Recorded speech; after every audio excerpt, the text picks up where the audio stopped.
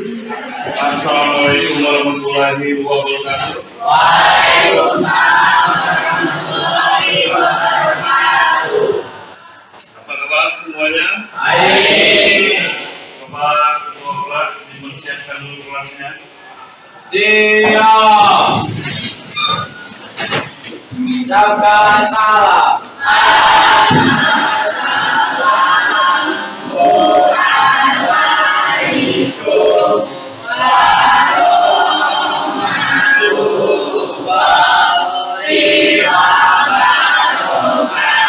Waalaikumsalam warahmatullahi wabarakatuh. Coba anak-anak diperiksa dulu.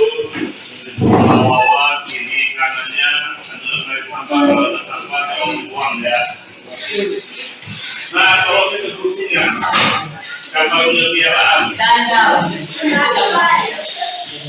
Keluarkan aja dulu.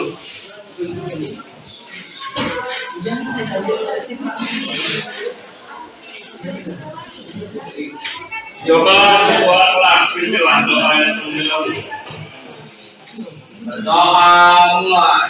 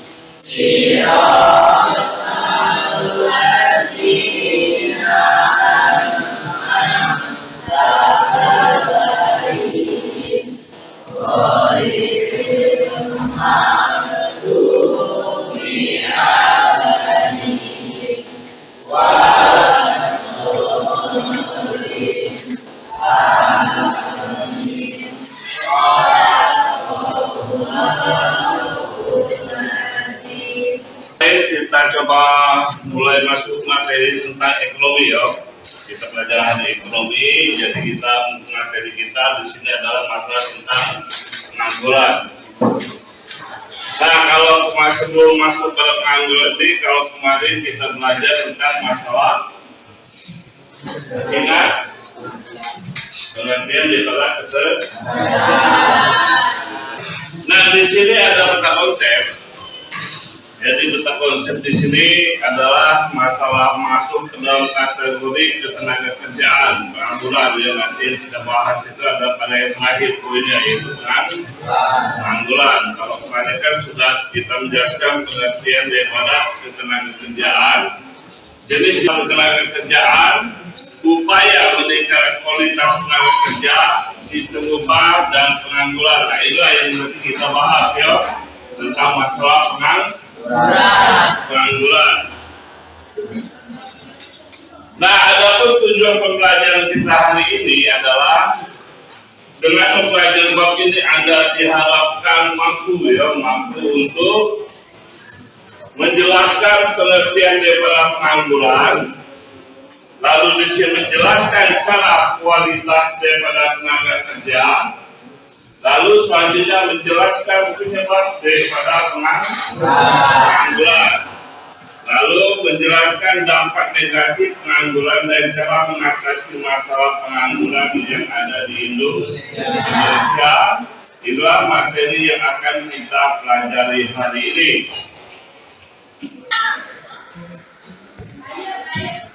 TPP tingkat pengangguran terbuka.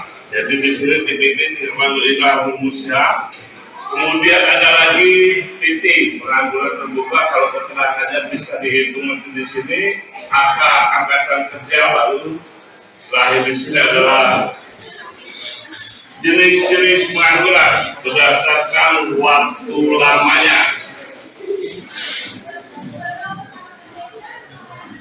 Pengangguran terbuka adalah penduduk usia kerja yang belum pernah bekerja dan sedang berusaha untuk mencari pekerjaan. Jadi usia yang sudah masuk usia kerjanya, mau penjelasan sedikit, yaitu sedang berusaha untuk mendapatkan pekerjaan, itu juga disebut sebagai pengangguran.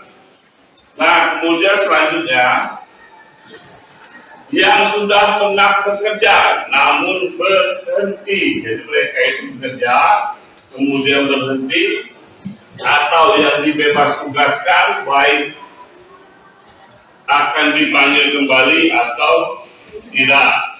Jadi kalau dia bekerja, jadi dia kalau dipanggil kembali dia masuk dalam kategori angkatan kerja. Kalau dia di sini berarti dia larinya adalah pengangguran. Lalu di sini adalah setengah menganggur atau underemployment. Setengah menganggur itu yang mau jelas kemarin itu tentang masalah, contohnya apa kemarin? Boleh, minggu ini bekerja, nanti mungkin sudah selesai pekerjaan dia menganggur kembali. Itulah yang namanya setengah menganggur. Lalu menurut ukuran jam, yaitu penduduk yang bekerja 14 sampai 35 jam per pekan, dikenal dengan pengangguran terselubung yang terdiri sebagai berikut. Setengah menganggur kendaraan, apa yang disebutkan? Ada pengangguran tersamar atau tersembunyi, invisible employment, yaitu suatu keadaan di mana seseorang tampak bekerja tetapi kemampuan untuk menghasilkannya kecil. Jadi seakan-akan dia itu bekerja tapi penghasilannya kecil. Adalah jenis-jenis pengangguran berdasarkan terjadi, yaitu pengangguran friksional. Adalah pengangguran yang terjadi karena kesulitan temporer. Temporer itu berarti sifatnya adalah sementara. Pengangguran ini terjadi secara tiba-tiba karena adanya pergeseran penawar dan permintaan daripada tenaga kerja. Lalu selanjutnya jenis-jenis pengangguran berdasarkan penyebab kejadian, sambungannya lagi itu pengangguran musiman. Ada pengangguran yang disebabkan adanya pergantian musim. Misalnya di bidang pertanian, pekerjaan yang paling ada hanya pada waktu musim tanam dan musim panen. Tapi ada lagi pengangguran teknologi. Adalah pengangguran disebabkan adanya kemajuan teknologi akibat digunakannya tenaga mesin atau pengganti daripada tenaga manusia. Nah, lalu di sini ada lagi penyebab pengangguran, angkatan kerja yang terus meningkat jumlahnya dan pertumbuhan kesempatan kerja yang tidak seimbang dengan pertumbuhan angkatan kerja. Jadi bayangkan saja berapa SMA kita ada di sini. Nah, lalu tidak memiliki kemauan untuk wirausaha. Nah, itulah yang tidak memiliki kemauan untuk membuka usaha karena hitungan kalian itu satu rugi. Benar? Hai, aku rugi. Padahal kamu buat usaha itu tidak mungkin rugi. Pasti untung, pasti untung lah kamu buat usaha itu. Karena kenapa? Kamu beli barang, kemudian kalian ingin menjualnya kembali. Tidak mungkin kamu menjual barang itu dengan harga lebih murah dari kamu beli. Kalau kamu menjualnya kan, namanya jual beli. Misal kamu membeli sesuatu untuk perangkat komputer, ingin buka usaha komputer. Lalu selanjutnya, angkatan kerja yang sedang mencari kerja tidak dapat memenuhi persyaratan diminta dunia usaha. Itu juga menjadi penyebab daripada pengangguran. Jadi kegiatan kerja yang sedang mencari kerja tidak dapat memenuhi persyaratannya. Kemudian ada lagi informasi yang tidak lengkap. Lalu di sini ada lagi tingkat investasi rendah sehingga perusahaan dalam negeri sulit mengembangkan dan memperluas daripada usahanya. Ini apabila tadi, jadi tingkat investasi atau yang menanamkan modal di suatu negara itu adalah kecil hingga menjadi penyebab pengangguran yang semakin besar. Sedangkan tenaga kerja semakin banyak, jadi penduduk yang banyak itu bukannya negara menjadi makmur, tapi negara akan menjadi lebih susah dibuatnya. Lalu tidak ada kecocokan daripada upah.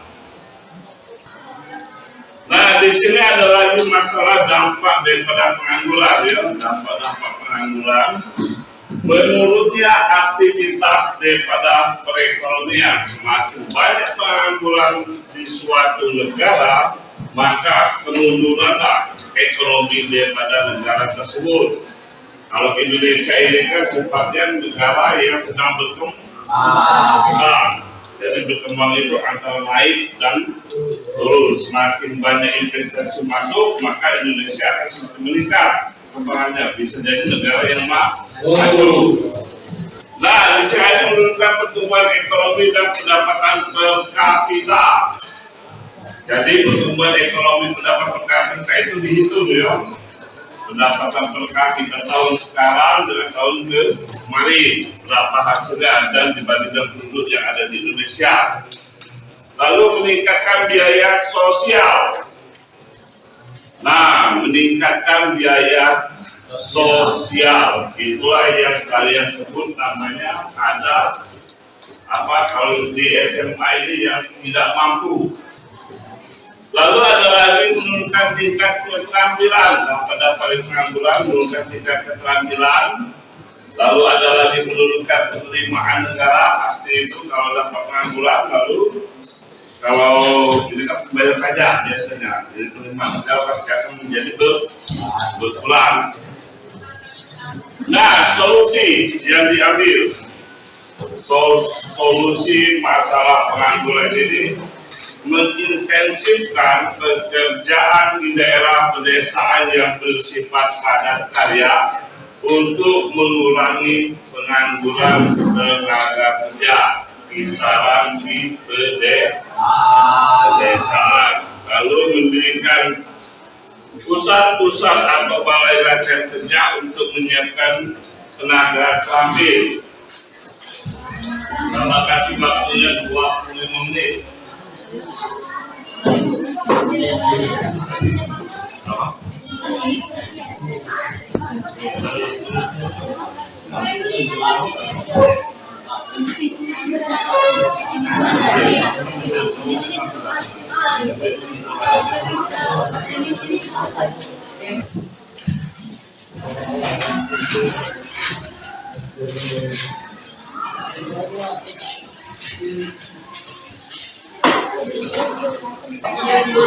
Assalamualaikum warahmatullahi wabarakatuh. Waalaikumsalam warahmatullahi wabarakatuh.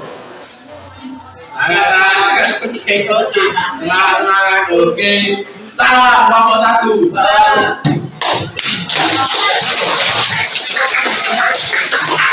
Jadi saya akan menjelaskan tentang pengangguran.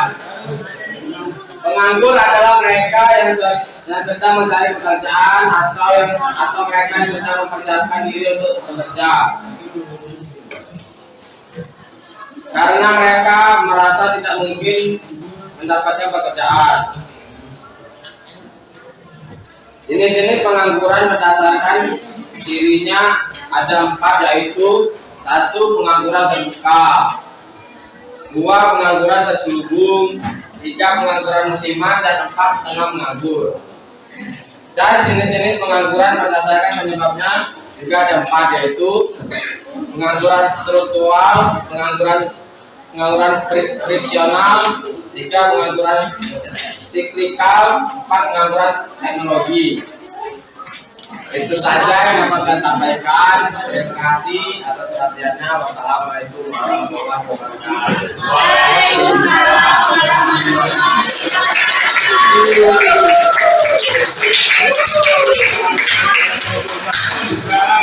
Nah itulah mungkin rangkuman atau kesimpulan yang kita ambil pada materi hari ini. Rasa semuanya sudah jelas atau ada yang belum jelas yang ingin dipertanyakan? Alhamdulillah. Bapak akhir dulu pertemuan kita hari ini dan kita lanjut lagi materi-materi yang lain. Bapak akhiri, wassalamualaikum warahmatullahi wabarakatuh. Waalaikumsalam.